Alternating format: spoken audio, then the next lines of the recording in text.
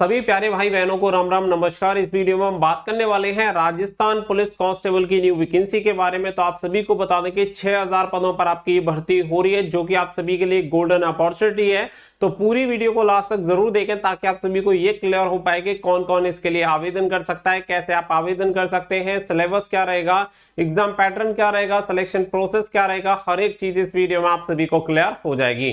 तो वीडियो पसंद आए तो वीडियो को लाइक शेयर करके चैनल को सब्सक्राइब कर लें और बेल आइकन पे प्रेस कर लें ताकि फ्यूचर में आने वाली हर एक जॉब अपडेट का नोटिफिकेशन आपको सबसे पहले मिलता रहे। आगे बढ़ते हैं और आप सभी को जानकारी देते हैं। तो सबसे पहले यहाँ पे बात कर लेते हैं कि इस फॉर्म के लिए अप्लाई करने के लिए आपको मुद्रा कितनी पे करनी पड़ेगी।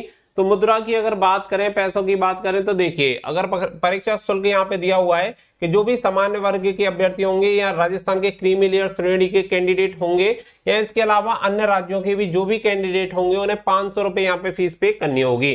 बाकी के कुछ रिजर्व कैटेगरी के जो कैंडिडेट होंगे उन्हें यहाँ पे 400 रुपए फीस पे करनी होगी। तो ये तो हो गई फीस की बात। आगे बढ़ते हैं और आगे यहाँ पे अगर हम बात करेंगे कौन कौन इसके लिए अप्लाई कर सकता है, तो पॉइंट नंबर 7 पे देख सकते हैं भर्ती हेतु पात्रता और योग्यता और छूट आप सभी को बताई गई है। तो आप सभी को बता दें कि दो तरह की यहाँ पे वैकेंसी होती है। एक वैकेंसी होती है आपकी जिला पुलिस और दूसरी वैकेंसी होती है आपकी आरएसी। तो दोनों के लिए जो योग्यता होती है वो भी आपकी अलग अलग होती है। जैसे कि अगर आप जिला पुलिस के लिए अप्लाई करना चाहते हैं, जो कि डिस्ट्रिक्ट पुलिस आप सभी की होती है, क्योंकि यहाँ पे जो वैकेंसी होती है वो भी आपकी डिस्ट्रिक्ट वाइज ही वैकेंसी निकलती है। अब ये जो आपकी जिला पुलिस हो जाएगी, इसके लिए अप्लाई करने के लिए आप यहाँ पे 12th पास होने चाहिए। 12वीं अगर आपने पास कर रखी है तो आप जिला पुलिस के लिए आवेदन कर सकते हैं। लेकिन अगर आपने 12वीं पास नहीं कर रखी और अगर आप 10वीं में हैं, यानी 10वीं अगर आपने पास कर रखी है, तो आप आरएसी के लिए आवेदन कर सकते हैं। यहाँ पे आप देख सकते हैं मान्यता प्राप्त स्कूल बोर्ड से 10वीं कक्षा उत्तीर्ण अगर आपने कर रखी है तो आप आरएसी के लिए आवेदन कर पाएंगे। तो ये दो तरह की वैकेंसी हो गई। बाकी का यहाँ पे पुलिस दूरसंचार की जो वैकेंसी होती है, इसके लिए किसी मान्यता प्राप्त बोर्ड से भौतिक विज्ञान और गणित कंप्यूटर के साथ विज्ञान में सीनियर सेकेंडरी यानी 12वीं कक्षा आपने पास कर रखी है तो आप दूर संचार वाली वैकेंसी के लिए भी अप्लाई कर सकते हैं।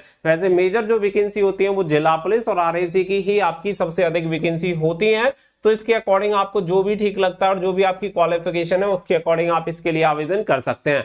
बाकी का यहाँ पे कांस्टेबल ड्राइवर की भी आपकी वैकेंसी निकलती है, तो उसके लिए आपको एलएमबी या एचएमबी जो ड्राइविंग लाइसेंस होता है वो आपके पास होना चाहिए, तो आप इसके लिए आवेदन कर सकते हैं। फिर बात आती है कि बहुत सारे कैंडिडेट ऐसे होते हैं जो कि अभी अपियरिंग होते हैं, यानी कि ऐसे कैंडिडेट भी रहेंगे जो अभी 12th क्लास में होंगे या फिर 10th क्लास में होंगे। तो क्या वो कैंडिडेट अप्लाई कर सकते हैं? यस, वो कैंडिडेट भी अप्लाई कर सकते हैं।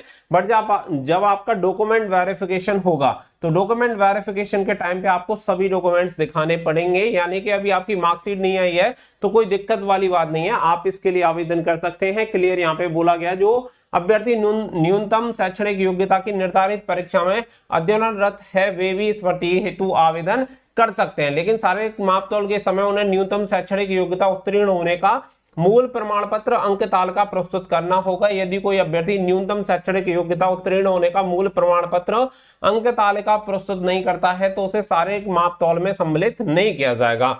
तो ये चीज आपको क्लियर हो गई। अब इसके अलावा अगर यहाँ पे मैं बात करूं तो यहाँ पे देखिए एज की बात आती है कि यहाँ पे एज कितनी होनी चाहिए। तो जिला पुलिस और आपकी आरएसी की जो पोस्ट होती है, जिसमें जीडी की आपकी पोस्ट होती है यानी जनरल ड्यूटी, जो सामान्य सिपाही के पद होते हैं, इसके लिए मैं आपको उम्र सीमा बता देता हूं। जैसे कि अगर आप मेल कैंडिडेट हैं और अगर आप जनरल कैटेगरी से बिलोंग करते हैं तो आपकी उम्र सीमा होनी चाहिए 18 से 24 साल। अगर आप फीमेल कैंडिडेट हैं और सामान्य श्रेणी से बिलोंग करते हैं तो आपकी उम्र सीमा होनी चाहिए 18 से 29 साल। बाकी का अगर आप ओबीसी हैं, एससी एसटी हैं और मेल कैंडिडेट हैं तो आपको 5 साल की छूट मिलेगी, यानी कि 18 से 29 साल तक आप इस भर्ती के लिए आवेदन कर सकते हैं। इसके अलावा अगर आप फीमेल कैंडिडेट हैं तो 5 साल की आपको छूट मिलेगी। ओबीसी एससी एसटी कैंडिडेट हैं तो आप 18 से 34 साल तक इसके लिए आवेदन कर सकते हैं। अगर आप अन्य किसी राज्य से बिलोंग करते हैं तो आप सामान्य श्रेणी की जिस कैटेगरी में आते हैं, मेल या फीमेल, उसके अकॉर्डिंग आप सामान्य श्रेणी में रहते हुए अन्य राज्यों के कैंडिडेट भी इसके लिए अप्लाई कर सकते हैं। इसके अलावा यहाँ पे एक और आपकी योग्यता पात्रता होती है, वो भी मैं आप सभी को क्लियर कर देता हूं कि अभी आप सभी को बता दें कि हाल ही में राजस्थान में पहली बार सीईटी का एग्जामिनेशन कंडक्ट हुआ था।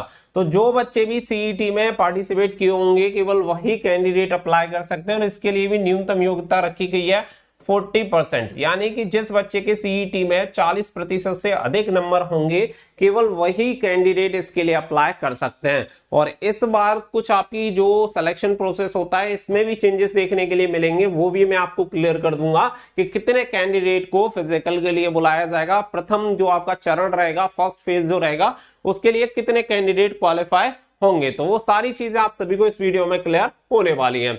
साथ ही में बात करेंगे आपके शारीरिक मापदंड के लिए, तो यहाँ पे आप सभी को बता देंगे न्यूनतम ऊंचाई यानी कि हाइट। अगर आप पुरुष कैंडिडेट हैं तो आपकी न्यूनतम ऊंचाई होनी चाहिए 168 सेंटीमीटर। अगर आप फीमेल कैंडिडेट हैं तो 152 सेंटीमीटर आपकी लंबाई होनी चाहिए। मेल कैंडिडेट के लिए सीना की अगर बात करें तो 81 सेंटीमीटर से लेकर 86 सेंटीमीटर सीना होना चाहिए, यानी कि न्यूनतम 5 सेंटीमीटर का फुलाव आपसे मांगा जाता है।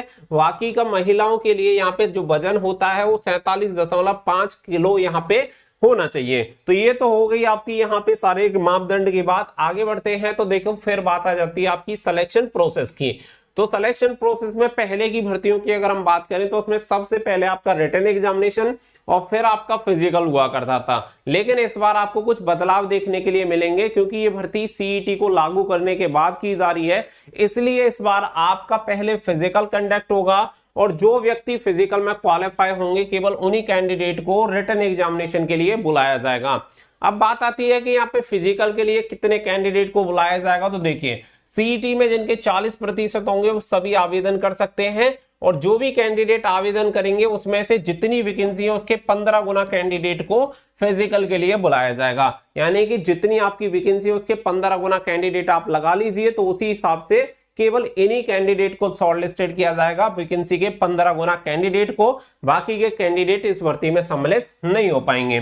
नंबर 2 पे जो बात आती है वो आती है रिटन एग्जामिनेशन की। फिर होगा आपका रिटन एग्जामिनेशन, और रिटन एग्जामिनेशन के बाद फिर आपका डीबी और मेडिकल की जो प्रक्रिया होती है वो आपकी कंप्लीट होगी। आगे बढ़ते हैं। आगे अगर हम बात करें सबसे पहले बात आती है आपके फिजिकल की, क्योंकि सबसे पहले आपका फिजिकल होना है, तो सीधी सी बात है कि यहाँ पे फिजिकल में होता क्या है वो समझ लेते हैं। तो मैं नापतोल आप सभी को बता ही चुका हूं कि लंबाई और चेस्ट आपकी कितनी होनी चाहिए। बाकी का जब आपकी फिजिकल की बात आती है तो इसमें 5 किलोमीटर की दौड़ आपको पूरी करनी होती है।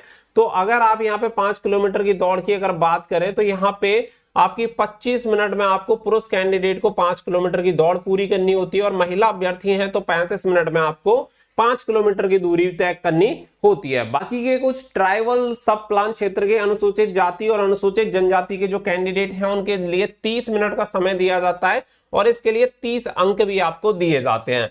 अब आगे अगर हम बात करें तो आगे फिर बात आती है आपकी लिखित परीक्षा। इसके बाद जो सेकंड फेज होगा फिर आपका रिटन एग्जामिनेशन होगा।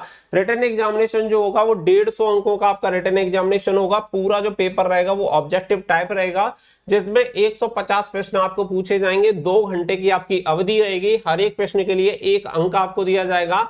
साथ ही में अगर आप गलत उत्तर देते हैं तो 0.25% आपके नंबर डिडक्ट कर लिए जाएंगे, यानी कि 1/4 की आपकी नेगेटिव मार्किंग भी रहेगी।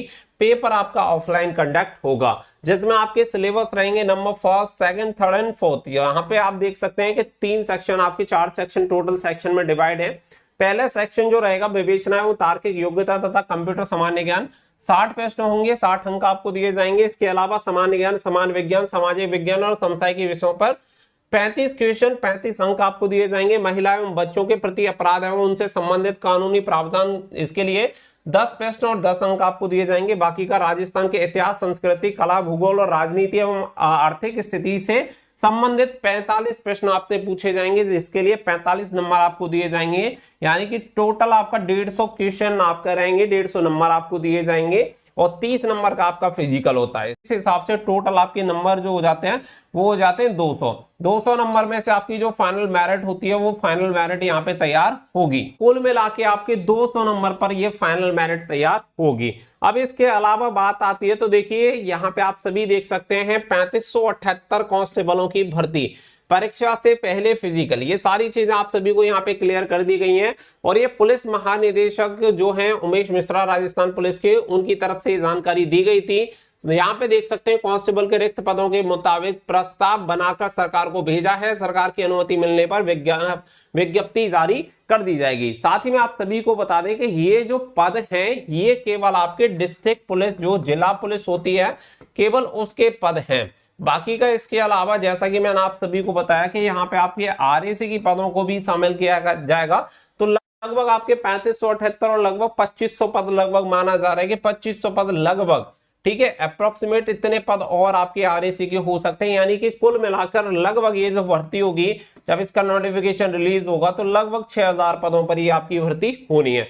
तो ऐसे कैंडिडेट जो राजस्थान पुलिस कांस्टेबल की तैयारी कर रहे हैं उनके लिए एक बहुत अच्छा अवसर है और इस अवसर का आपको फायदा उठाना है, क्योंकि नंबर ऑफ वैकेंसी अगर 6000 रहती हैं तो काफी ठीक वैकेंसी रहेंगी। तो आप सभी अपनी तैयारी में जुट जाइए, क्योंकि देखो बहुत सारे कैंडिडेट को धैर्य नहीं होता और सिपाही बनने के लिए सबसे पहला नियम है जिंदगी में धैर्य। क्योंकि जब आप सिपाही बन भी जाओगे तब भी आपको हर जगह धैर्य का परिचय देना पड़ेगा और धैर्य आपको हर जगह दिखाना पड़ेगा। तो ये आपके लिए सबसे जरूरी है। तो थोड़ा सा पेशेंस बना के रखें।